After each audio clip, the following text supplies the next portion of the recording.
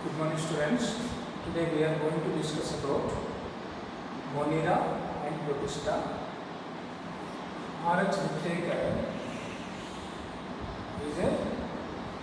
was a scientist, taxonomist. He divided organisms into 5 kingdoms. He divided total organisms into 5 major kingdoms. What are they? First one is Monera, second one is Protista, fungi, plantae and Animalia. These are the 5 kingdoms. Here, when we go from Monera to Animalia, the complexity of organism increases. And also, here in Monera, so many unicellular organisms are included. And here you can find multicellular organism. In plants, multicellular organisms are found, and here multicellular animals. Here in this class we are going to discuss about Monera and Protista. In Monera included unicellular prokaryotic organisms. Unicellular prokaryotic organisms are included in Monera. So the best example for Monera is bacteria. We know very well bacteria causes many diseases, and also at the same time bacteria is useful in many ways to the human beings, like preparation of curd, preparation of beer, wine, alcohol, and also so many fermented foods. So there are so many uses. We cannot consider bacteria as an enemy to the humans. Here, bacteria is a prokaryotic organism and it is unicellular. What is prokaryotic organism? Prokaryotic organisms are organisms which do not have well-defined nucleus. That means their nucleus is not surrounded by nuclear membrane. That is a major difference between prokaryotic and eukaryotic organisms. And one more difference is, in prokaryotes, cell membrane-bound cell organelles are absent, but those are present in eukaryotic organisms. For example, if you take bacterium cell,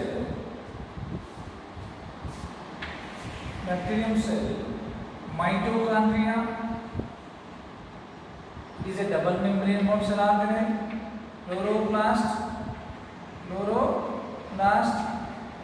like this, many cell membrane bound organelles are absent in bacteria. Is it clear? Now, if you discuss the structure of bacteria, we will study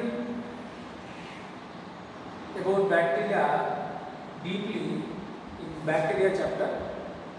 Here I am giving only outlines. Bacteria, there are so many shapes in bacteria. Like round shaped bacterium is called Proteobacterium, and round shaped bacterium is called Bacillus bacterium, and comma shaped bacterium is called Vibrio, and helical shaped bacterium is called Spirillum, and filamentous bacterium is called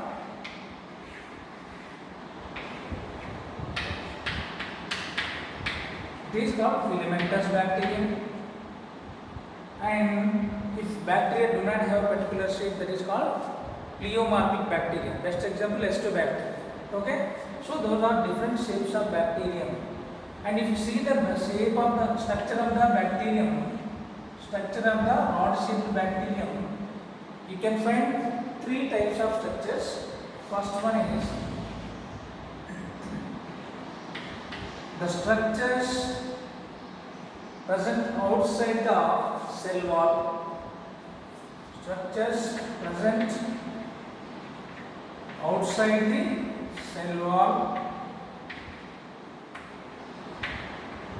and we will mainly discuss about cell wall afterwards, cell wall structure, and third one is the components, structural components which are present below the or beneath the cell wall.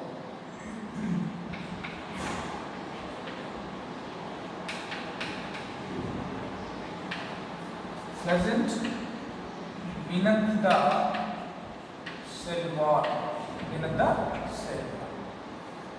So bacteria is divided into two categories. Christian Graham is a one scientist.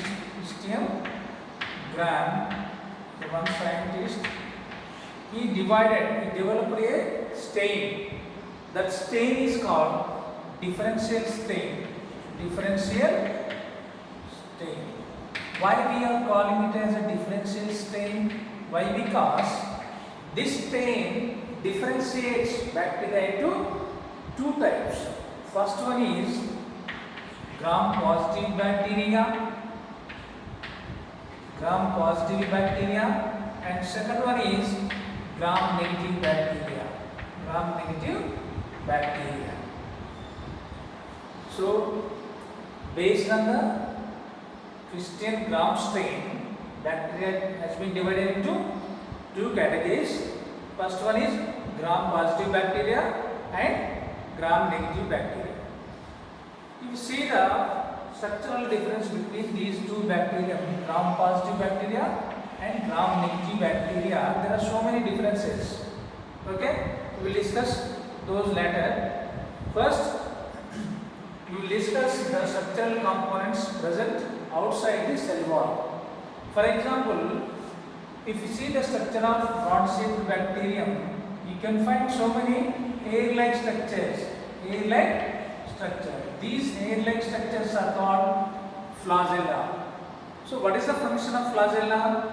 Flagella helps in the locomotion process, movement. Flagella helps in locomotion, helps in locomotion or movement process. So apart from the flagella, we can also find small thread-like structures. These are called fimbriae. These are called fimbriae. So what is the function of fimbriae? Fimbriae helps in the attachment of the bacterium to substrate. Whether it is any substrate, okay, if it is infected humans, it will go and bind to the host cells. So that is also called substrate. So this fimbriae mainly helps in the attachment of the bacterium to the substrate. That is a function of fimbriae. So far we have discussed flagella and fimbriae. So there are very elongated tube-like structure. Elongated tube-like structure. This elongated tube-like structure mainly helps in the conjugation process. What is conjugation? Conjugation is nothing but the transfer of genetic material from one organism to another organism, or from one bacterium to another bacterium. That is called conjugation. In conjugation is nothing but we can compare it as a sexual reproduction. Okay, exchange of genetic material. Here, this tube-like structure is called pili. Sex pili. Why? Because this is involved in the sexual reproduction. Actually, of course, it is not a sexual reproduction, but it helps in the exchange of genetic material from one bacterium to another bacterium. So these are the main structural components present outside the cell wall. Okay, and above the cell wall, we can find a gel-like proteinaceous liquid. Gel-like liquid. This is called glycocalyx. Glycocalyx. So in some bacterium, this glycocalyx, which is loosely bounded. So loosely bounded glycocalyx is called slim layer. loosely bounded glycocalyx is called slim layer. So in some bacterium this glycocalyx is rigid, which is rigid, and this rigid type of glycocalyx is called capsule. Capsule. Formation of capsule is depends upon the genetic constitution of the bacterium. The formation of the capsule is regulated by genes of bacterium. Okay. So this is the structural components of bacterium which are present outside the cell wall. In the next class we will discuss about structural components or structure of cell wall. Thank you.